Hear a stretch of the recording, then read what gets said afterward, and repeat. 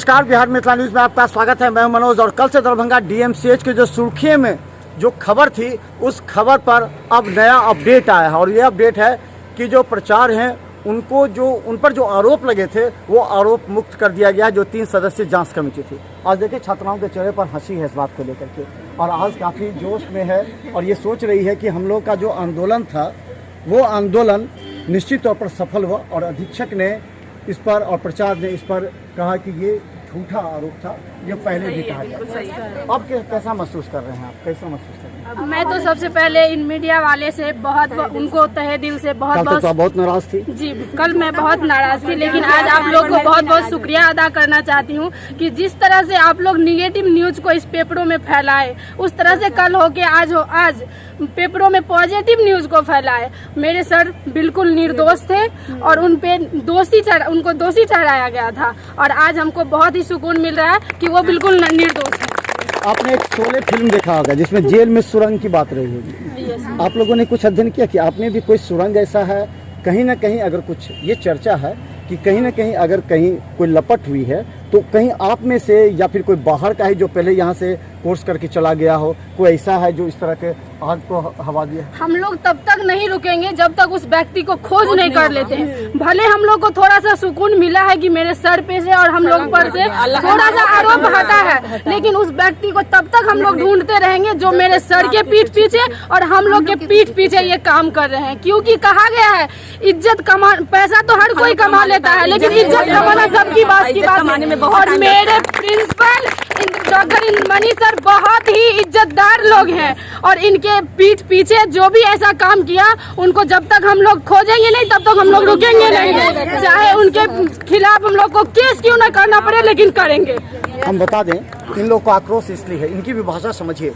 ये लोग कहीं न कहीं गाँव शहर अलग अलग जगह से आई हुए यहाँ पढ़ने के लिए। जो खबर आई है उस खबर पर निश्चित तौर पर इनके परिजन भी परेशान हो गए होंगे कि आखिर हमारी बेटी या हमारी जो छात्रा है वो वहाँ रह रही है, किस परिस्थिति में रह रही है, उसकी सुरक्षा की क्या व्यवस्था है, गार्ड नहीं है यहाँ पर, अगर वार्डन नहीं है, कई तरह की बात है और वार्डन भी नहीं है। तो क्या लगता है इस तरह के क्या कुछ तुम लोग कंप्लेन करती हो वार्डन? हम लोग बहुत बार कंप्लेन किया, हमारे सर लिखित में एप्लीकेशन हमेशा देते हैं पर अभी तक कोई एक्शन नहीं लिया गया है। यहाँ बिल्डिंग टूट के गिर रहा है, पानी भरा रहता है, हम लोग उस पानी भरे में हम लोग उसमें इतनी गंदगी में हम लोग रह रहे हैं, फिर भी अपनी क्लासेस करते हैं और अपनी ड्यूटी भी टाइम पे जाते हैं और क्लास भी हमारा बहुत अच्छा चलता है। लेकिन यहाँ पे एक बात का बहुत दुख है कि हमारी बिल्डिंग की जो छत है बार बार टूट टूट के गिरते थे। वो तो भगवान का दया है कि कोई ना कोई बच गई है, लेकिन बहुत बार एक लड़की के सर पे गिरा है जिसके सर में फूटा नहीं पर उसका वहाँ स्वेलिंग हो गया था। ये चीज किसी को नहीं दिखता है कि यहाँ क्या प्रॉब्लम, बट ये चीज जरूर दिखता है। अगर सर अच्छा करते हैं तो वो किसी को नहीं दिखता, लेकिन अगर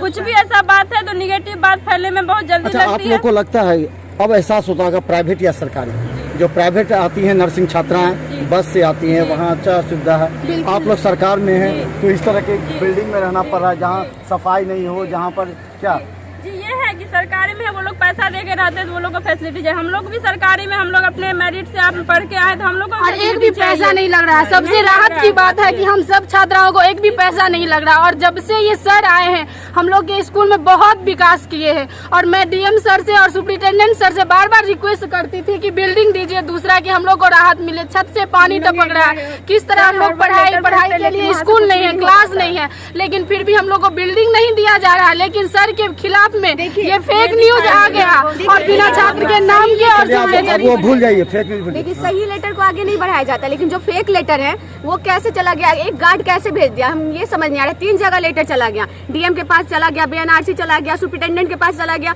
वो कोई बोल रहा है गार्ड दिया, कोई बोलता है बाई पोस्ट गया, समझ नहीं आ रहा है। इसके पीछे जरूर कोई बहुत बड़ा हाथ है जो कि हमारे सर के इमेज को ये रिक्वेस्ट करना चाहूंगी कि उस व्यक्ति के खोज में हम लोग का सहयोग आप लोग करें। ज्ञानदीप साहब अगर गार्ड का नाम आ रहा है तो यहाँ पे 3 शिफ्ट में गार्ड आता है और वो भी गार्ड भी आता है तो सर की वजह से आया। सर लेटर भेजे तो हम लोग सुरक्षा के लिए गार्ड को वहाँ से भेजा गया। अच्छा, आप हमारी बात सुन लीजिए। जिस तरह आप लोगों ने कल आंदोलन किया था, क्या आप कल आंदोलन करेंगे वार्डन के लिए? यहाँ पर साफ सफाई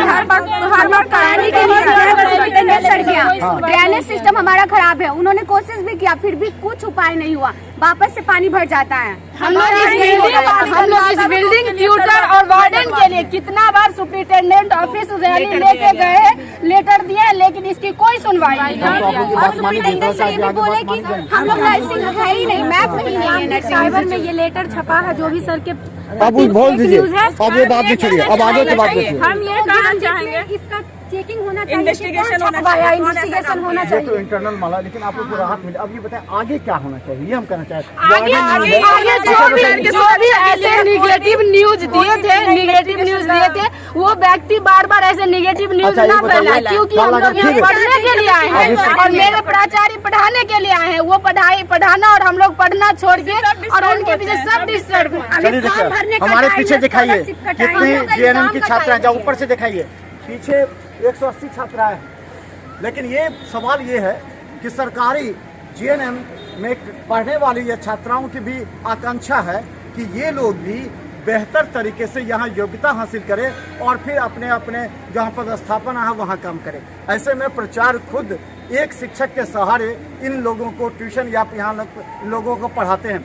ऐसे में जहाँ जल जमाव हो, जहाँ की साफ सफाई नहीं हो, जहाँ के छत कभी भी गिर सकते हैं, इस परिस्थिति में अगर ये छात्राएं दिन रात मेहनत करती हैं तो इनके अभिभावकों को निश्चित तौर पर एक विश्वास होगा कि ये हमारी छात्राएं जहाँ भी हैं वो अपने क्षेत्र में नाम रोशन करेंगी। आप सफाई कर्मचारी हैं, क्यों आपके बारे में कहा जा रहा था कि आप लोग के बारे में कि आपने ये देखा, क्या देखा? आपका नाम भी गलत किया जा रहा है। कुछ नहीं किया। मेरा नाम रुकली देवी है। क्या आदमी थे आप लोग? 3 आदमी हैं हम लोग। अभी सफाई में ही हैं। आप लोग भी कुछ देखे थे क्या? कुछ नहीं देखे सर। तो फिर आप लोगों का नाम कैसे दे दिया? देने वाला गलत है, देने वाला सर गलत हुआ है। हम लोग सफाई करते हैं, हम लोग तो जाने का कौन, कुछ निकलवे नहीं किया है तो झूठे ना साबित हो रहा है ये बात। तो चलिए अब ये बात यहीं समाप्त हो जाए, लेकिन इन लोगों को एक और आंदोलन करना पड़ेगा अपने रक्षा के लिए, कहीं सर पर कोई ईटा ना गिर जाए। इसके अलावा यहाँ वार्डन होना चाहिए, महिला वार्डन काफी आवश्यक है। हॉस्टल में दो लड़का बाइक पे आता है, हॉस्टल का फोटो लेता है और चला जाता है, और ऐसा हम लोग को फील हो रहा है। तो गार्ड कहाँ है? गार्ड जब सर बोलते हैं उनसे कार्रवाई करते हैं तब गार्ड आते हैं, और जब सर छोड़ देते हैं, सर चेक करना छोड़ देते हैं तो वो गार्ड एब्सेंट रहते हैं। नियमित ड्यूटी नहीं है यहाँ।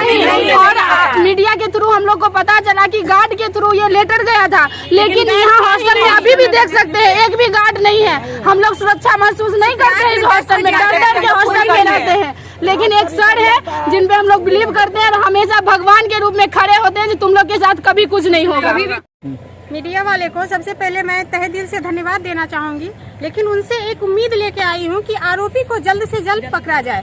अगर ऐसा नहीं होता तो हम सभी छात्राएं जिस पते पे, जिस एड्रेस से आया है वो लेटर, उस पे इनकाउंटर केस करेंगे।